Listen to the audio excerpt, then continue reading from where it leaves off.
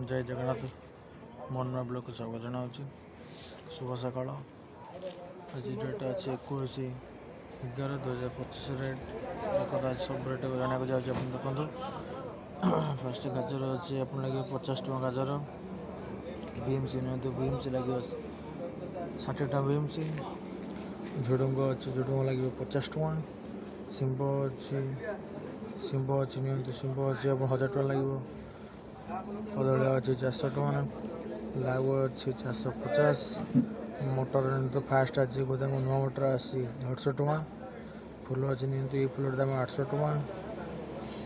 ता सब अच्छे दिल्ली गाजर फास्ट अच्छे किसी रेट है तभी